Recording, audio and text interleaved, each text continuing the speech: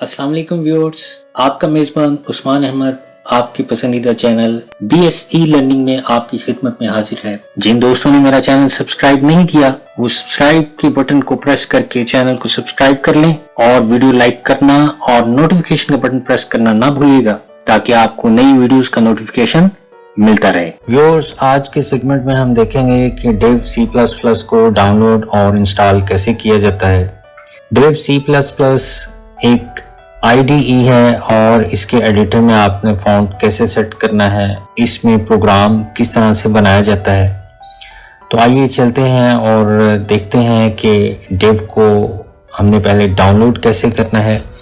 Download करने के लिए आपने पहले गूगल क्रोम में आना है। गूगल क्रोम में आने के बाद आपने डेव C++ लिखना है। तो यहाँ पर अगर आप ये देखें तो आपको डेव C++ डाउनलोड की ऑप्शन जो वो नज़र आ रही है। इस ऑप्शन पे जो आपने क्लिक करना है। फर्दर ये देखें कि डाउनलोड का ऑप्शन है, डाउनलोड पे क्लिक कर दें। डाउनलोडिंग जो हो इसकी स्टार्ट हो जाएगी।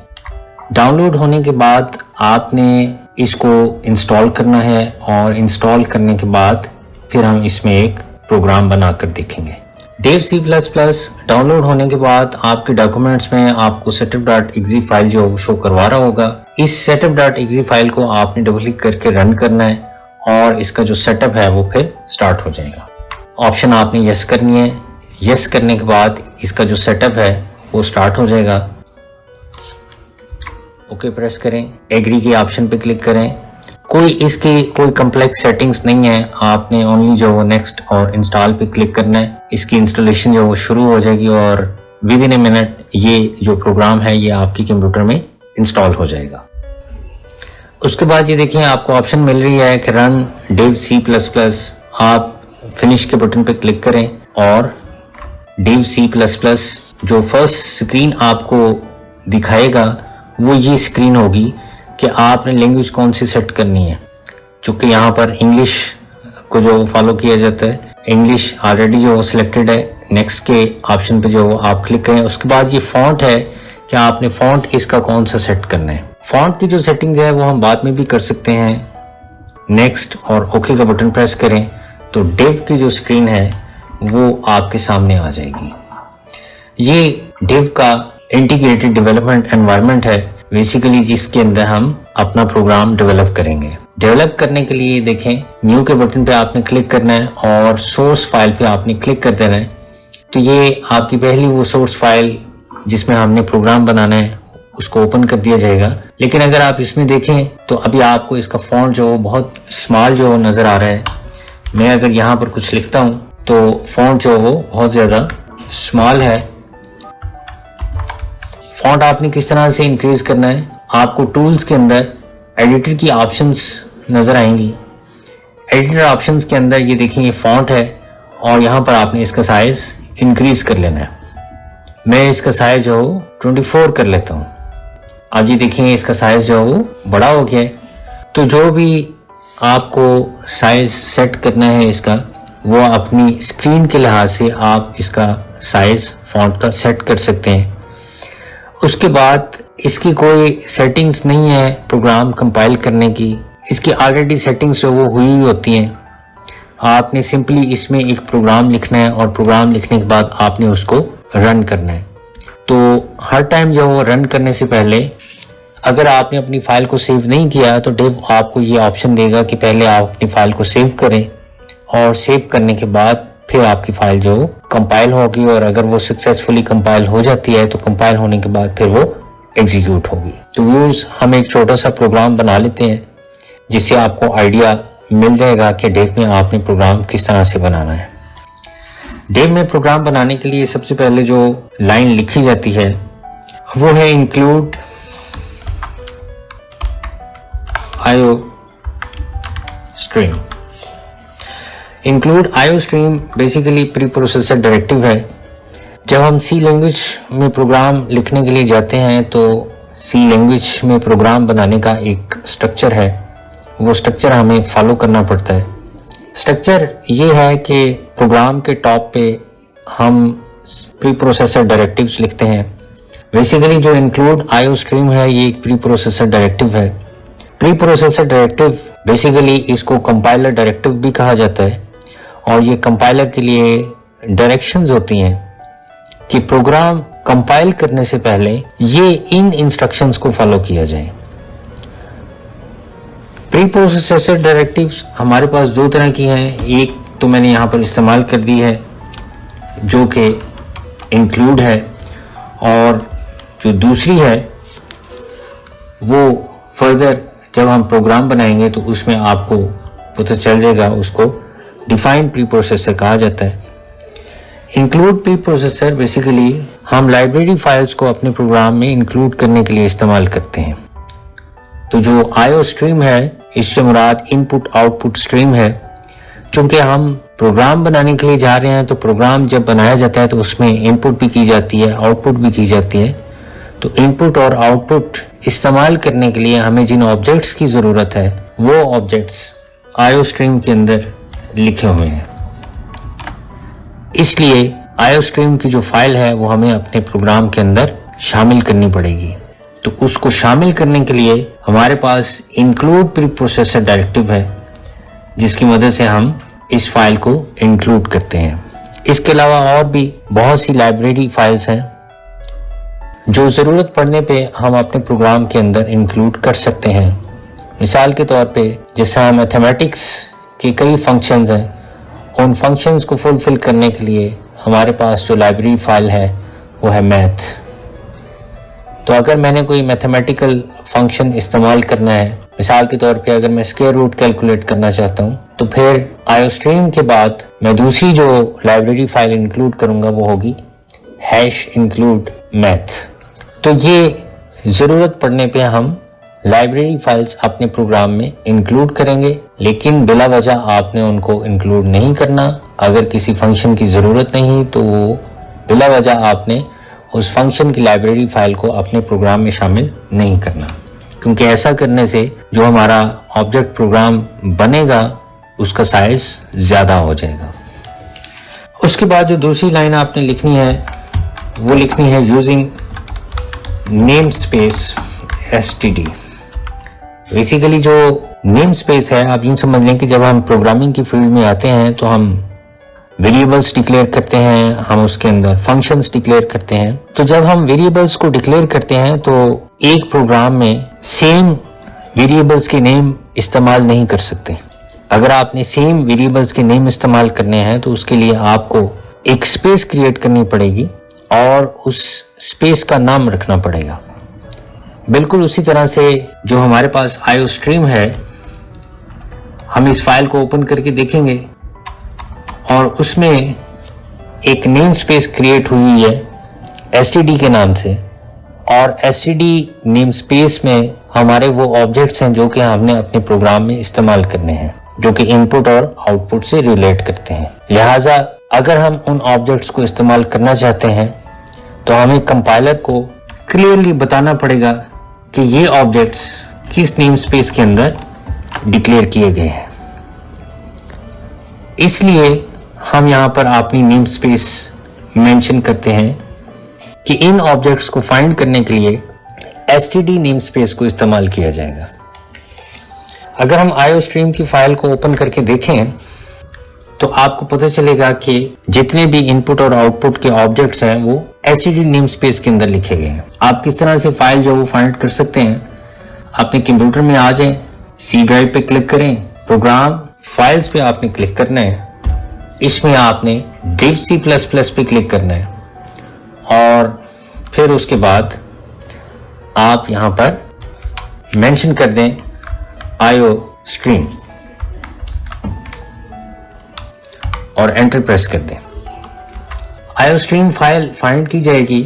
आप इस फाइल की लोकेशन अगर आप देखना चाहते हैं तो इस पर राइट क्लिक करें और ओपन फाइल लोकेशन पे क्लिक कर दें।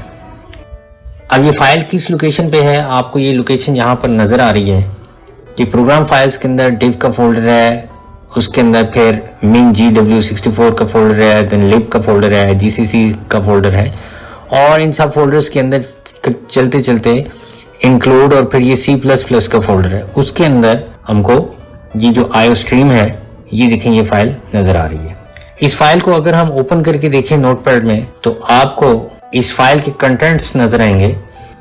अगर आप इन कंटेंट्स को देखें तो इन कंटेंट्स में नेम स्पेस std ये आपको लिखा हुआ नजर आ रहा है और इस नेम स्पेस std के अंदर हमारे वो ऑब्जेक्ट्स हैं जो कि हमने इनपुट या आउटपुट के लिए इस्तेमाल करने हैं।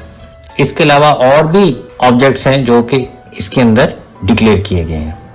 इसलिए हमें इन ऑब्जेक्ट्स को इस्तेमाल करने के लिए std नेमस्पेस की इंस्ट्रक्शन अपने कंपाइलर को बताने के लिए मेंशन करनी पड़ती है।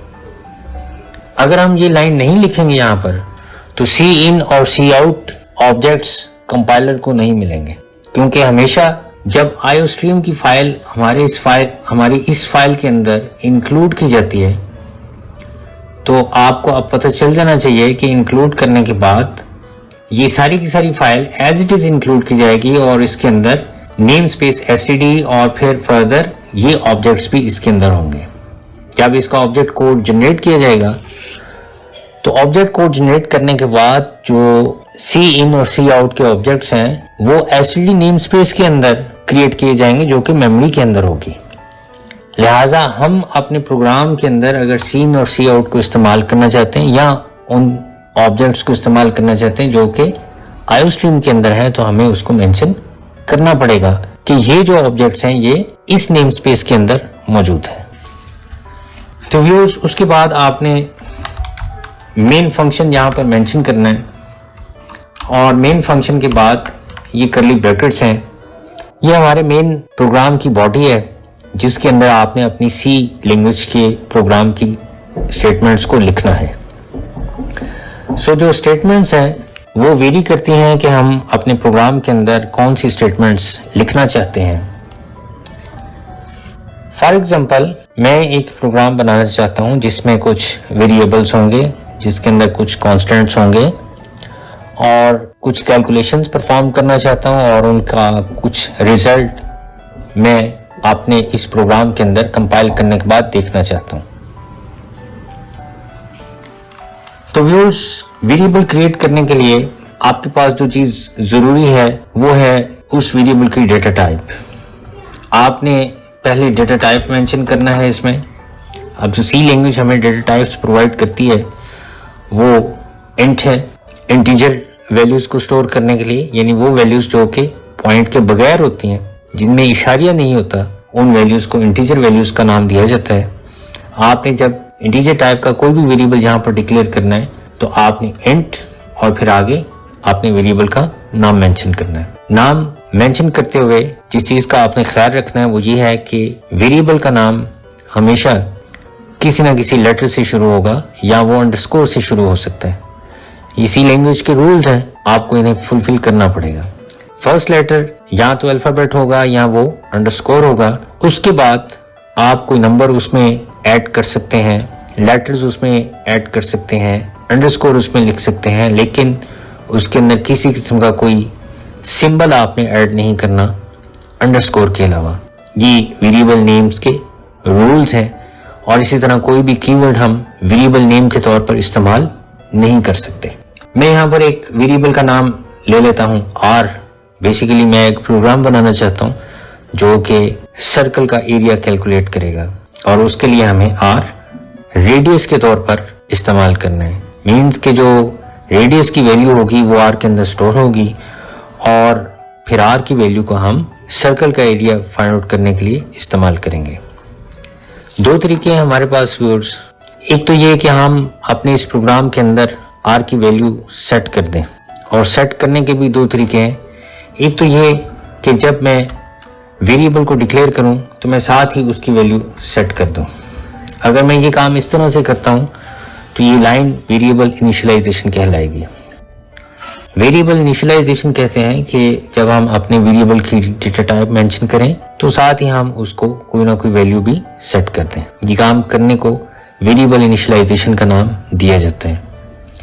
दूसरा तरीका यह है कि मैं यहाँ पर कोई वैल्यू मेंशन ना करूं बल्कि इस लाइन को यहाँ पर एंड कर दूं और एंड करने के बाद मैं नेक्स्ट लाइन पे R को कोई ना कोई वैल्यू सेट कर दूं। देन ये वाली जो लाइन है ये वेरिएबल डिक्लेरेशन कहलाएगी।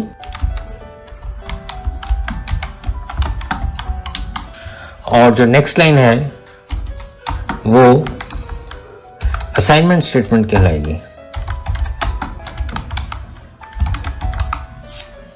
हमारी मर्जी है, हम वेरिएबल डिक्लेरेशन करना चाहते हैं या वेरिएबल इनिशियलाइजेशन करना चाहते हैं या हम कोई असाइनमेंट स्टेटमेंट करना चाहते हैं। ये हमारे एंड पे है कि हम अपने वेरिएबल्स में वैल्यूज किस तरह से सेट करना चाहते हैं। तो एक तो तरीका ये है कि आप इन वैल्यूज को यहाँ पर सेट कर दें। दूसरा तरीका ये है कि आप यूजर से इनपुट लें। जो यूजर से इनपुट है वो हम नेक्स्ट प्रोग्राम में देखेंगे। अभी फिलहाल इस प्रोग्राम में हम अपनी वैल्यूज को यहीं पर सेट करेंगे और सेट करने के बाद इसमें फॉर्मूला जो यूज करेंगे और फॉर्मूले के बाद हम अपनी आउटपुट को देखेंगे। नेक्स्ट लाइन जो आपने यहाँ पर लिखनी है वो है कि हमने R को डिक्लेयर कर लिया और R के अंदर को वैल्यू भी जो सेट कर ली। अब R की इस वैल्यू को हमने फर्दर कैलकुलेट करना है। जैसा कि आपको पता है कि सर्कल का एरिया कैलकुलेट करने के लिए जो हमारे पास फॉर्मूला है वो फॉर्मूला है area equals to 3.14 multiply R multiply R। Basically R square हम यहाँ पर R मल्टीप्लाई R के साथ जो मेंशन करते हैं। और इसी तरह से इसमें जो 3.14 है बेसिकली ये कांस्टेंट वैल्यू है। अगर आप कांस्टेंट वैल्यू यहाँ पर मेंशन करना चाहते हैं तो आप वो कांस्टेंट वैल्यू भी मेंशन कर सकते हैं। वेरिएबल में एक और चीज जो आपने याद रखनी है वो ये है कि अगर आपने यहाँ पर R1 के नाम से वेरिएबल लेना है, R2 के नाम से वेरिएबल लेना है तो आप उनको एक ही लाइन में मेंशन कर सकते हैं। बार बार आपको यहाँ पर डेटा टाइप मेंशन करने की जरूरत नहीं होगी। सेम टाइप के जो वेरिएबल्स हैं वो आप एक सिंगल लाइन में मेंशन कर सकते हैं। इसी तरह से अगर आपने इनिशियलाइजेशन करनी है वो भी आप एक ही लाइन के अंदर परफॉर्म कर सकते हैं। मिसाल के तौर पे मैं यहाँ पर कहता हूँ कि R1 equal to 35 and R2 equal to 45। तो ये दोनों जो R1 और R3 हैं ये दोनों इंट डेटा टाइप इनकी जो यहाँ पर मेंशन है, दोनों इंटीजर वेरिएबल्स होंगे और इनके अंदर 34 और 35 रिस्पेक्टिवली जो इनके अंदर स्टोर होगा। लेकिन अगर आप एक से ज्यादा वेरिएबल्स नहीं डिक्लेयर करना चाहते तो आप एक ही वेरिएबल जो एक लाइन के अंदर एक डेटा टाइप का डिक्लेयर करेंगे। उसके बाद मैं एक दूसरा वेरिएबल यहाँ पर ले लेता हूँ और वो है फ्लोट। फ्लोट बेसिकली वो डेटा टाइप्स हैं जिनमें पॉइंट इन्वॉल्व होता है जो इशारे वाली वैल्यूज अपने अंदर स्टोर करती हैं। तो मैं इसमें एरिया के नाम से एक वेरिएबल ले लेता हूं जो कि हमारा एरिया कैलकुलेट करेगा। ये जो डबल बैक स्लैश आपको नजर आ रहा है बेसिकली ये कमेंट स्टेटमेंट के लिए इस्तेमाल किया जाता है कि अगर आपने किसी भी लाइन को कमेंट्स के तौर पर जो ऐड करना है तो फिर आप इसको इस्तेमाल कर सकते हैं। कमेंट्स बेसिकली ये वो लाइंस होती हैं जो कि हमारा जो कंपाइलर है वो इनको इग्नोर कर देता है और इनको हमारे ऑब्जेक्ट कोड के अंदर शामिल नहीं करता। उसके बाद व्यूअर्स आपने वो फॉर्मूला जो है यहाँ पर मेंशन करना है जो कि एरिया कैलकुलेट करेगा। आप यहाँ पर मेंशन करें 3.14 मल्टीप्लाई R मल्टीप्लाई R। तो R की जो वैल्यू है वो कैलकुलेट करके एरिया के अंदर स्टोर कर दी जाएगी और उसके बाद जो हमारा प्रोग्राम है वो हमें आउटपुट शो करवाएगा। आउटपुट शो करवाने के लिए जो हमने आईओस्ट्रीम की फाइल लाइब्रेरी फाइल जो हमने ऐड की है जो कि डिव की लाइब्रेरी के अंदर जो ऑलरेडी मौजूद होती है उसके अंदर जो हमारे इनपुट और आउटपुट ऑब्जेक्ट्स हैं वो मौजूद हैं जिनको हम अपने प्रोग्राम में अपनी इनपुट या आउटपुट को शो करने के लिए इस्तेमाल करेंगे। तो जो सी आउट का ऑब्जेक्ट है वो बेसिकली हमारी आउटपुट को स्क्रीन पे शो करने के लिए इस्तेमाल किया जाता है। इसका तरीकाकार ये है कि आपने सी आउट लिखना है, देन ये इंसर्शन ऑपरेटर्स हैं। बेसिकली जो रूल्स हैं लैंग्वेज के वो आपको फॉलो करने पड़ते हैं। सी आउट के बाद इंसर्शन ऑपरेटर्स लगाने हैं आपने। अगर आप कोई भी मैसेज स्क्रीन पे प्रिंट करना चाहते हैं तो वो आप इन्वर्टेड कॉमास में प्रिंट करेंगे। मिसाल के तौर पे मैं कहता हूं कि रेडियस किसके इक्वल है, हमें आर की वैल्यू शो करवाई जाए। तरीकेकार ये है स्टूडेंट्स कि जो सी आउट है ये ऑब्जेक्ट है, इंसर्शन ऑपरेटर लगाना है और इन्वर्टेड कॉमास के अंदर आपने वो मैसेज लिखते हैं जिसको आप प्रिंट करना चाहते हैं। देन उसके बाद अगेन इंसर्शन ऑपरेटर और उसके बाद आपने अपने वेरिएबल का नाम लिखना है। एक तो तरीकेकार ये है कि आप लाइन के आगाज में सी आउट लिखते हैं और फिर जो मैसेज या जो वेरिएबल का की जो वैल्यू है उसको आप शो करना चाहते हैं तो आप एक ही लाइन के अंदर उसको शो ऑफ कर सकते हैं। इन दो स्टेटमेंट्स में आपको इंसर्शन ऑपरेटर लगाना पड़ेगा। अगर आप यहां पर इंसर्शन ऑपरेटर नहीं लगाते तो कंपाइलर एरर जनरेट करेगा। बेसिकली हम वेरिएबल की वैल्यू को और ये जो इन्वर्टेड कॉमास के अंदर हमारा स्ट्रिंग है इसको हम कंबाइन करके स्क्रीन पे शो करना चाहते हैं, इसलिए हमें इंसर्शन ऑपरेटर लगाना पड़ता है। इसी तरह से अगर आप अपनी इस लाइन को ब्रेक करना चाहते हैं तो ब्रेक करने के लिए एंड लाइन का जो कीवर्ड है वो सी लैंग्वेज के अंदर इस्तेमाल किया जाता है। तो ये लाइन हमें जो वो शो करवाई जाएगी। उसके बाद जो वेरी नेक्स्ट लाइन है उसमें मैं एरिया मेंशन कर देता हूं।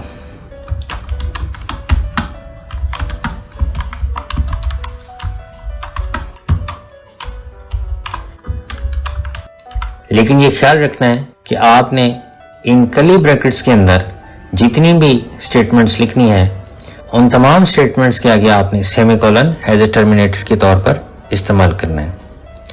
चंद स्टेटमेंट्स ऐसी होंगी, कुछ ऐसे स्ट्रक्चर्स हैं जिनमें हम सेमीकोलन इस्तेमाल नहीं करते, लेकिन वो जब हम प्रोग्राम बनाएंगे तो उसमें मैं आपको मेंशन करूंगा कि इन लाइंस के आगे आपने टर्मिनेटर नहीं लगाना। फिलहाल ये आपका फर्स्ट प्रोग्राम है जिसमें हर लाइन के आगे आपने सेमीकोलन लगाना है। अगर आप सेमीकोलन नहीं लगाएंगे तो उस पर एरर जनरेट किया जाएगा। अब आपने इसको रन किस तरह से करना है? रन करने के लिए हमारे पास F11 इसकी शॉर्ट की है, आपको यहाँ पर टूल टिप में नजर भी आ रही है। या तो आप माउस के साथ इस आइकन पे क्लिक कर दें या आप ओनली F11 प्रेस कर दें। तो जैसे कि मैंने आपको कहा था कि जो डिव है वो प्रोग्राम कंपाइल करने से पहले आपको ये ऑप्शन देता है कि पहले आप अपनी फाइल को सेव करें। तो सेव करने के लिए आपने अपनी फाइल का कोई भी नेम जो यहाँ पर मेंशन करना है। मिसाल के तौर पे मैंने फर्स्ट यहाँ पर जो अपनी फाइल का नाम रखा है और मैं इसको सेव कर देता हूँ। सेव करने के बाद प्रोग्राम कंपाइल होगा और कंपाइल होने के बाद हमें ये देखें, ये हमें आउटपुट नजर आ रही है। रेडियस 45 है और एरिया ऑफ सर्कल उसने कैलकुलेट कर दिया जो मैंने यहाँ पर मेंशन किया था उसको फॉर्मूला। इसी तरह से सी आउट के अंदर देखें, ये जो रेडियस लिखा था वो एज इट इज आया है और जो हमने वेरिएबल का नाम लिखा था वो वेरिएबल का नाम तो नहीं है लेकिन उसकी वैल्यू आई है। तो ये व्यूज आपने याद रखना है कि जब भी आप वेरिएबल की वैल्यू को डिस्प्ले करना चाहते हैं तो वो आपने इन्वर्टेड कॉमास इस्तेमाल नहीं करने। इन्वर्टेड कॉमास में जो चीज़ लिख दी जाती है वो एज इट इज़ हमारी आउटपुट के अंदर हमें मेंशन कर दी जाती है। फिर इसी तरह से एंड लाइन ने क्या किया कि लाइन को यहाँ पर एंड कर दिया और उसके बाद नेक्स्ट जो लाइन थी वो न्यू लाइन पर आ गई। एरिया ऑफ सर्कल उसने जो यहाँ पर लिखा है और जो एरिया के अंदर जो उसने यहाँ पर फॉर्मूला कैलकुलेट किया था वो फॉर्मूले की जो वैल्यू थी वो हमें यहाँ पर नजर आ रही है। फिर यहाँ पर देखिए मैसेज आ रहा है कि प्रेस एनी की टू कंटिन्यू। आप कोई भी की प्रेस करेंगे तो ये स्क्रीन जो है दोबारा वापस आ जाएगी। इस प्रोग्राम के अंदर कुछ और चेंजिंग्स की जा सकती हैं। मिसाल के तौर पे हमने यहाँ पर जो 3.14 लिखा है, बेटर वे ये है कि चूंकि ये एक कांस्टेंट वैल्यू है तो आप अपने प्रोग्राम के अंदर एक कांस्टेंट डिक्लेयर कर लें, लाइक जिस तरह से हमने वेरिएबल्स डिक्लेयर किए हैं। तो कांस्टेंट डिक्लेयर करने के लिए जो हमारे पास कीवर्ड है वो है कॉन्स्ट देन आपने उसको डेटा टाइप बताना है और डेटा टाइप बताने के बाद आपने अपने कांस्टेंट का नाम बताना है। कांस्टेंट जब हम डिफाइन करते हैं तो हमें उसको इनिशियलाइज करना पड़ता है। ये कांस्टेंट को डिक्लेयर करने के रूल्स हैं। अगर हम इन रूल्स को फॉलो नहीं करेंगे तो कंपाइलर हमें एरर मैसेज देगा।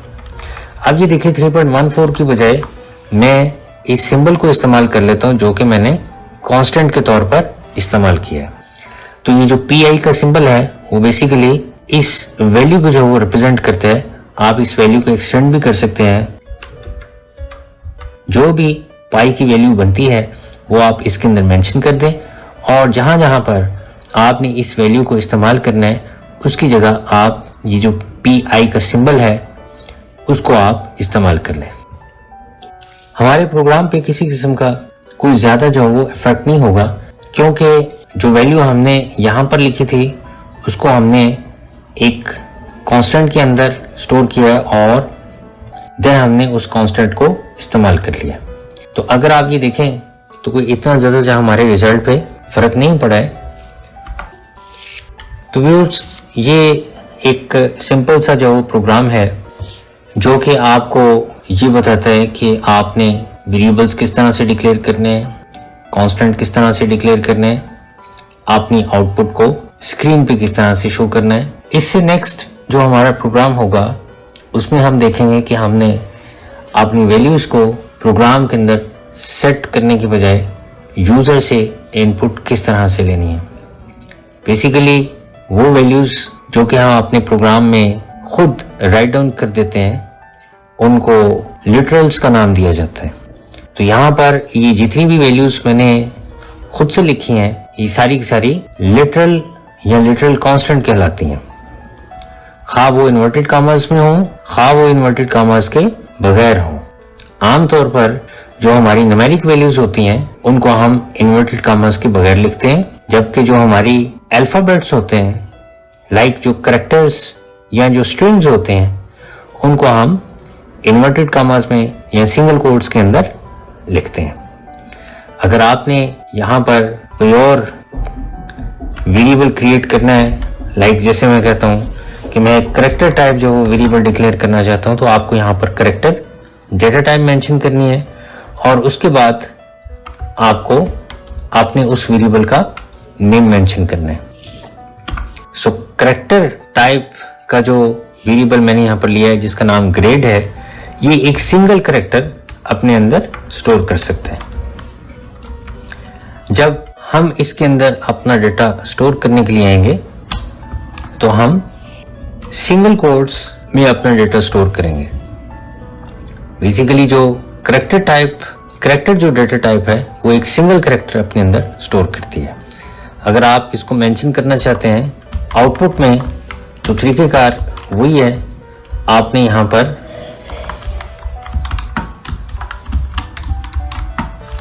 यूजर को एक मैसेज देना है और उसके बाद आपने वेरिएबल का नाम लिखना है, तो वेरिएबल की वैल्यू प्रिंट आउट कर दी जाएगी। लेकिन इससे पहले मुझे यहाँ पर एंड लाइन मेंशन करना है ताकि हमारी ये वाली जो स्टेटमेंट है ये न्यू लाइन पे नजर आए। तो ये एक थोड़ा सा मैंने इस प्रोग्राम के अंदर इजाफा किया है। हम इसको दोबारा से जो वो रन करते हैं और रन करने के बाद जो आउटपुट है उसमें अगर आप देखें तो आपको ये योर ग्रेड इज ई जो वो लिखा हुआ नजर आ रहा है। तो व्यूअर्स जो भी डेटा टाइप हम यहाँ पर मेंशन करेंगे हम अपनी इनपुट को देखते हुए जो वो मेंशन करेंगे। अगर हमारी इनपुट के अंदर अगर पॉइंट्स नहीं है, उसके अंदर इशारिया इन्वॉल्व नहीं है, तो फिर हम उसकी टाइप इंटीजर रख लेंगे। अगर उसके अंदर पॉइंट इन्वॉल्व है तो फिर हम उसकी टाइप फ्लोट रख लेंगे। अगर वो कोई कैरेक्टर टाइप डेटा है तो फिर हम उसकी टाइप कैरेक्टर मेंशन कर लेंगे। अब इस प्रोग्राम में मैं कुछ एरर्स करूंगा ताकि आपको पता चले कि प्रोग्राम अगर हम इसमें किसी किस्म के रूल्स की कोई गलती करते हैं तो प्रोग्राम हमें एरर्स के साथ शो करवाया जाता है। फॉर एग्जांपल मैंने यहाँ पर टर्मिनेटर के लिए जो सेमीकोलन था वो मैंने मिस कर दिया है। F11 मैं जब प्रेस करता हूँ तो मुझे यहाँ पर अगर आप देखें तो आपको एरर मेंशन की गई है कंपाइलर की तरफ से, एक्सपेक्टेड सेमीकोलन बिफोर सी आउट, कि सी आउट से पहले वो यहाँ पर लाइन नंबर 11 पे वो एक्सपेक्ट कर रहा है कि यहाँ पर सी आउट से पहले सेमीकोलन जो वो होना चाहिए। तो बेसिकली ये जो रूल्स में जो एरर्स होती हैं इनको सिंटैक्स एरर्स का नाम दिया जाता है।